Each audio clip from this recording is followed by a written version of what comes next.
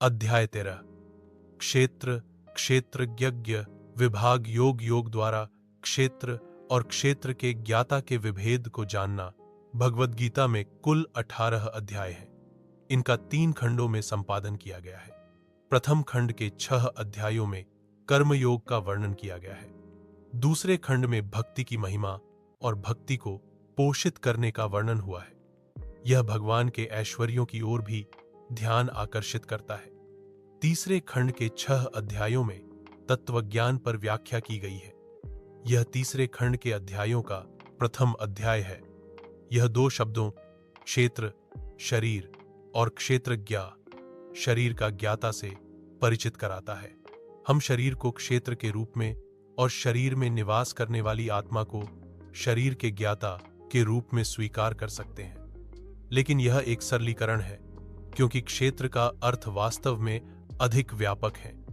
इसमें मन, बुद्धि, अहंकार और माया, प्राकृत शक्ति के अन्य सभी घटक भी सम्मिलित हैं, जिनसे हमारा व्यक्तित्व निर्मित होता है। व्यापक ज्ञान के आधार पर देह के क्षेत्र में आत्मा को छोड़कर, जो कि शरीर की ज्ञाता है, हमारे व्यक्तित्व के सभी पहलू सम्मिलित हैं। जिस प्रकार किसान खेत में बीज बोकर खेती करता है, इसी प्रकार से हम अपने शरीर को शुभ अशुभ विचारों और कर्मों से पोषित करते हैं और परिणाम स्वरूप अपना भाग्य बनाते हैं। महात्मा बुद्ध ने यह व्याख्या की है, हम जो सोचते हैं वही हमारे सामने परिणाम के रूप में आता है, इसीलिए हम जैसे सोचते हैं वैसे बन जाते हैं। महान अमेरिकी विचारक रॉल्फ वॉल्डो हमर्सन ने कहा है, विचार ही सभी कर्मों का जनक है। इसीलिए हमें शुभ एवं उचित विचारों और कर्मों से अपने शरीर को पोषित करने की विधि सीखनी चाहिए। इसके लिए शरीर और शरीर के ज्ञाता के बीच के भेद को जानना आवश्यक है। इस अध्याय में श्री कृष्ण इस अंतर के विस्तृत विश्लेषण की ओर ले जाते हैं। वे प्राकृत शक्ति के उन तत्वों की गणना करते हैं जिनसे शरीर के क्षेत्र की रचना होती है। वे शरीर में होने वाले उन परिवर्तनों जो भावनाओं, मत, दृष्टिकोण के रूप में उदय होते हैं का वर्णन करते हैं। वे उन गुणों और विशेषताओं का भी उल्लेख करते हैं जो मन को शुद्ध और उसे ज्ञान के प्रकाश से आलोकित करते हैं। ऐसे ज्ञान से आत्मा के ज्ञान की अनुभूति करने में सहायता मिलती है, जो शरीर की ज्ञाता है।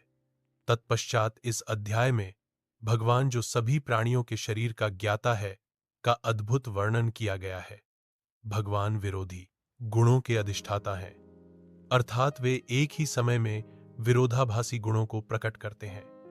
इस प्रकार से वे सृष्टि में सर्वत्र व्यापक हैं और सभी के हृदयों में निवास करते हैं। इसलिए वे सभी जीवों की परमात्मा हैं।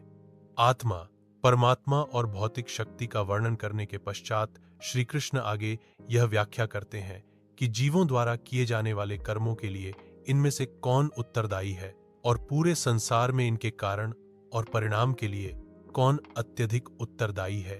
वे जिन्हें इनके भेद का बोध हो जाता है और जो भली भांति कर्म के कारण को जान लेते हैं, वही वास्तव में देखते हैं और केवल वही दिव्य ज्ञान में स्थित हो जाते हैं।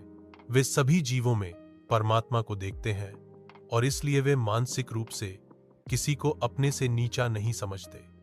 वे एक ही प्राकृतिक शक्ति में स्थित विविध प्रकार के जीवन रूपों को देख सकते हैं और जब वे सभी अस्तित्वों में सामान्य आध्यात्मिक आधार को देखते हैं, तब उन्हें ब्रह्म की अनुभूति होती है।